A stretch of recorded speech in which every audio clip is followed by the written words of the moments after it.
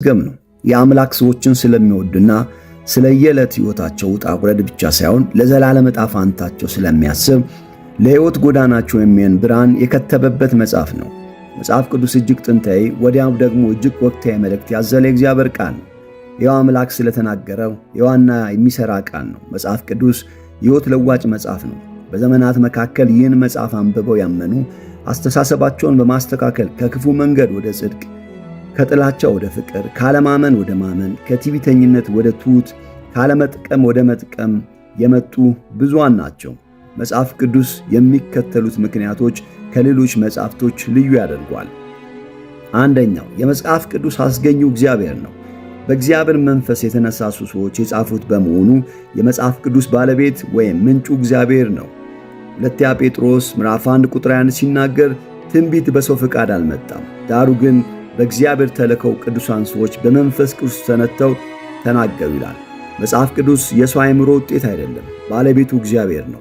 እግዚአብሔር ራሱን እውነት በጻፊዎቹ በኩል አስተላልፈዋል። ሐዋርያው ጳውሎስ በአንደኛ ቆሮንቶስ 2:13 ሲናገር ከሰው ጥበብ በተማርነው ቃል ሳይሆን በመንፈስ በተማርነው ቃል እንናገራለን በማለት የእግዚአብሔር ቃል ከእግዚአብሔር እንደሆነ አስረግጦ ተናግሯል። ሁለተኛው፣ በተለያዩ ቅዱሳን ሰዎች መጻፉ ነው። መጽሐፍ ቅዱስ የተጻፈበት ጊዜ፣ ቦታ የጻፊዎቹን ማንነት ልዩ ያደርገዋል። የመጽሐፍ ቅዱስ የተጻፈበትን ሁኔታ ገባ ብለን የጠየቅ እንደሆነ የምንረዳው ነገር 1400 ዓመት እንደፈጀበት ነው።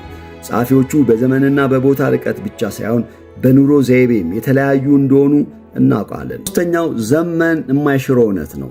ነገሮች በጊዜው ይለዋወጣሉ፣ የእግዚአብሔር ቃል ግን አይለወጥም። በዘመን የሚቀየር አይደለም፣ ለዘላለም ጸንቶ ይኖራል። ታዲያ ብዙ ሰው መጽሐፍ ቅዱስን ሲያነብ የሚፈጸማቸው ስህተቶች አሉ። እነዚህ ስህተቶች ቃሉን በትክክል እንዳንረዳ ከማድረጋቸው በተጨማሪ መንፈሳዊ ሕይወታችን ላይ እክል ይፈጥራሉ። መጽሐፍ ቅዱስ ስናነብ በፍጹም ማድረግ የሌለብን ነገሮች፣ አንደኛው፣ መጽሐፍ ቅዱስን ስታነብ ከመሃል አትጀምር። ከመሃል መጀመር የመጽሐፉን ሙሉ አለመረዳት ውስጥ ይከታል። የተሳሳተ መረዳት እንዲኖር ያደርጋል። ብዙ ክርስቲያኖች የሚሳሳቱት መጽሐፍ ቅዱስን ዝም ብለው ገልጠው ያነባሉ። ምን ማለት እንደሆነ ታውቃላችሁ? አንድ ሰው ደብዳቤ ልኮላችሁ ያ የላከላችሁን ደብዳቤ ከመሃል መጀመር ማለት ነው።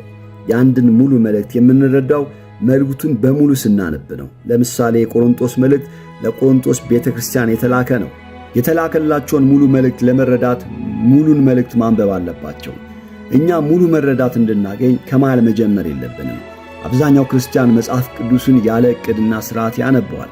ከዚህ የተነሳ መጽሐፍ ውስጥ ያለው የከበረ ነገር በሕይወቱ ዘመን አያገኝም፣ ሕይወቱም አይለወጥም።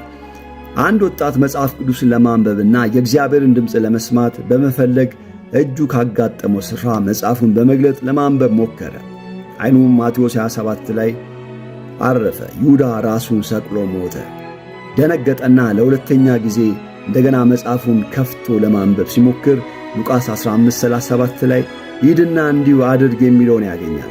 በድንጋጤ ገጹን በመዝጋት ሦስተኛ ሙከራ ሲያደርግ ይህን የሚያደርጉ ብፁዓን ናቸው የሚለውን ተመለከተ። ይህ ምሳሌ የሚያሳየን መጽሐፍ ቅዱስን ዝም ብሎ በመግለጥ ከመሃል በመጀመር ማንበብ መጽሐፍ ቅዱስን በተሳሳተ መንገድ ልንረዳው እንደምንችል ነው። ቃሉን ስናነብ በቅድመ ተከተል፣ በዕቅድ፣ በጣም በተመስጦ መሆን አለበት። ሁለተኛው፣ መጽሐፍ ቅዱስን ስናነብ በፍጹም ማድረግ የሌለብን ነገር ሳንጸልይ አንጀምር። የእግዚአብሔር ቃል የምንረዳው እግዚአብሔር አእምሮአችንን ሲከፍትልን ነው። ሉቃስ 24:45 ላይ እንደዚህ ይላል፣ በዚያም ጊዜ መጽሐፍትን ያስተውሉ ዘንድ አእምሮአቸውን ከፈተላቸው ይላል። መጽሐፍ ቅዱስን ለማንበብ ከመነሳታችን በፊት እግዚአብሔር ልባችንን እንዲከፍትልን መጸለይ አለብን። ምክንያቱም ቃሉን በትክክል መረዳት የምንችለው የእግዚአብሔር መንፈስ ሲያበራልን ብቻ ነው። በዚህ ዘመን እግዚአብሔር ከቃሉ ውጪ የሆነ መገለጥ እንዲሰጠን አንጸልይም። የተገለጠውን እውነት መረዳት እንድንችል መንፈስ ቅዱስ አእምሮአችንን እንዲያበራልን እንጸልያለን። ይህን በማድረግ መጽሐፍ ቅዱስን በትክክል ያንብቡ። አመሰግናለሁ። ቅን ልብ ካሉት ሰብስክራይብ፣ ሼር፣ ላይክ ያድርጉ።